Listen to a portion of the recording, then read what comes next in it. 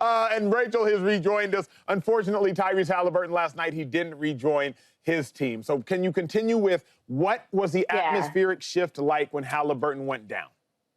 It was really instantaneous. I think the whole crowd knew what was going on. I mean, he's on the deck.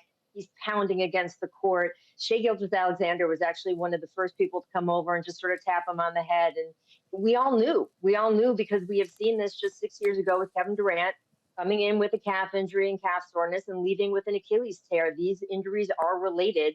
Tyrese Haliburton, in some ways, might have been playing on borrowed time. But he wanted to go out there. He certainly knew the risks. He talked about it over the past few days. And as the rest of the building watched him slam his hand on the court, you just felt for him. And the air went out of the building. The fans didn't really know how to react.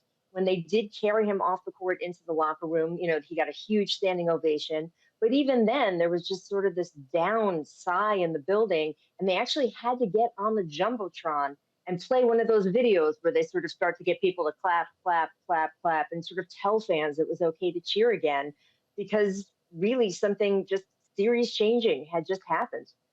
Did you notice a look? Because again, when you're inside the arena, you can notice so much that we would just love to hear about. Carlisle, did he speak to Siakam at that moment? Did Siakam go talk to Naismith? Did Naismith say something to Nembhard? Did Nembhard look at Toppin or Mathurin? Did TJ McConnell say, hey, guys, I got this? What happened within the Pacers bench after the Haliburton injury? Yeah, I mean, you could just see them talking a lot to each other. They are familiar with this. Remember, Haliburton went out for the last few games of last year's playoffs, and they actually played what people refer to as one of the closest sweeps in NBA history to Boston Celtics. They were right there at every game. So they looked at each other in a way that you felt that they were confident they could continue on, but they also knew that they had lost their leader. Pascal Siakam, interestingly enough, really took an obvious leadership role in the next huddle, talking to the guys, kind of letting them know that he was there now. He was the one that they could look to. So you noticed that as the TV cameras were away. But this is a team that still went about its business and went into the half leading by a point. I mean, that's the confidence that they clearly have in each other. Before we move on to focus on the winners and the Thunder, one more final thought on the Pacers. Did Carlisle express any regret, either about rotations, either about his usage of McConnell or Mathurin, either about his extensive usage of Toppin without production later in the game, either about playing Tyrese Haliburton, maybe playing him in Game 6? Did he express any regret at the podium or even after the game? No, and I don't know if you can, right? Your team gets to leading at halftime of a Game 7 of the NBA Finals. Whatever you did to get there is good enough, because that's where it got you. So, no, I mean, he just expressed real sorrow for Tyrese. This, of course, not only impacted the game last night, the series. He's not going to play for all of next season. That's going to affect their entire team and what roster decisions that they make. So I think the enormity of the situation once they were off the court and what was ahead for them was really what was on everyone's minds post-game, including Rick Carlisle. Now let's talk about the Thunder, because they did have one of the most glorious seasons, obviously in their franchise history, but in NBA history. But after the game in celebration, you could tell notably, like, it wasn't as lit as most locker rooms are. The champagne was still full. The beer was unopened. Can you paint the picture of what in the world was going on post-game?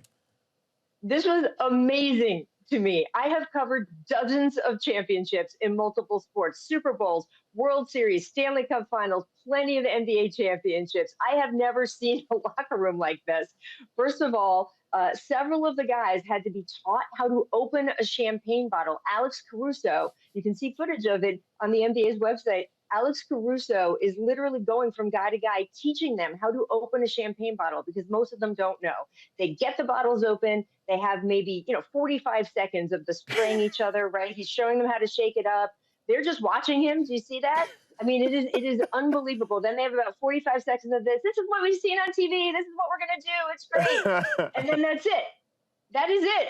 I'm telling you, I walked around the table where they keep all the alcohol, and normally there's just bottles littered everywhere. Normally you walk in as a reporter, you wear clothes that you know are going to get drenched in champagne. Guys are pouring stuff on everyone's heads. None of that was going on. It was almost silent. There were maybe 8 empty bottles of champagne. That's it. I tweeted out a photo of it, and also just sort of all the unopened beers. Michelob Ultra is, I guess, a sponsor at this point of the NBA Finals, and you can see all of those unopened beer bottles sitting there. Nobody touched them. And in fact, in a press conference later, Chet Holmgren was referring to the sponsorship, and he said, yes, because these Michelob goggles.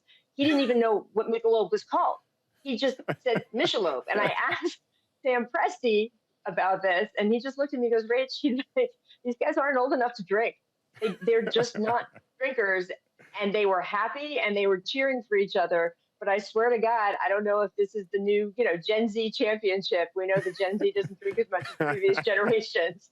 But I have never, ever walked into a locker room like this. It was absolutely surreal. Let's focus for a moment on the MVP. SGA, he completes an illustrious run, scoring title, finals MVP, regular season MVP. I believe one of only 4 players in the history of the NBA ever to do so. You tweeted after the game that SGA was a lock for the Hall of Fame after the accomplishments that he's done on this season alone. Obviously, though, he has 3 All-NBA teams before that. But here's your tweet for the viewers, essentially suggesting that SGA is a lock for the Hall of Fame. You got pushback on this tweet. Are you surprised? I was kind of shocked at the number of people who are on NBA Twitter, which is a very online community, seem to be, oh, give it 10 years. We don't know yet. This is way premature. Oh, you're crazy. He's a free throw merchant. I mean, people don't understand, I guess. This is the Pro Basketball Hall of Fame. This is not the Baseball Hall of Fame, which is very hard to get into. This is not the Pro Football Hall of Fame. One thing I actually like about the Basketball Hall of Fame is that it celebrates a wide swath of people in the game. The standard is not so high that it's only for the very, very elitist. It really celebrates the entire game of basketball and all the players who made the NBA over the years. Well, flip side of that is if you have the resume, Shai Gilgeous-Alexander could never play another bounce of basketball in the NBA again, and he will get into the Hall of Fame. In fact, as a former MVP, there is only one eligible MVP who is not in the Hall of Fame in the entire history of the NBA, and that's Derrick Rose, who, as we know, had his career, totally mangled by injuries. But that's it. Every other MVP is in the Hall, Acho. He is getting there. Scoring title, regular season MVP, finals MVP, champion. He's in. You're not only an incredible journalist, but also an opinionist. So let me ask you one final opinion-based question. We got 7 different champions over the last 7 years. The Toronto Raptors, followed by the Lakers, followed by the Milwaukee Bucks in there. Then you have the Warriors, you have the Celtics, you have the Nuggets. Now you have the Thunder. We always ask the question about dynasty, and sometimes that's a question that comes too soon. But with this team being so young, the nucleus of the team remaining, the coach young and ascending, do you believe the Thunder are going to become a dynasty? Look, I think they have what it takes, and I think that the way they have set themselves up with runway and salary, they're going to able to be a very, very good team for a long time. The player gets too expensive. They already have the means to replace him. You've got a lot of guys on that squad, Jalen Williams, even Shai Gilgeous-Alexander, who still have room to get better.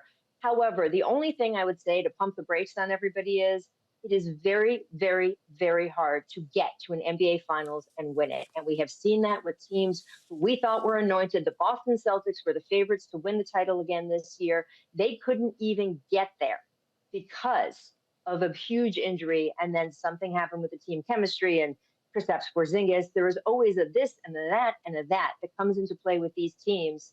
Tyrese Haliburton gets injured during Game 7. It's very, very hard to win an NBA title. Everything has to go right. And so that is where I would pump the brakes on, oh, my God, this team is going to dominate for years to come. Well, Rachel, if they were giving out championships and rings for being the best in the business, you would already be adorned with several of them. Thanks so much for joining us, my friend. See you soon. What up, YouTube family? Welcome to the facility. Thanks for watching, and you better be sure to hit that subscribe button if you want to get more highlights from the show and all of our exclusive content.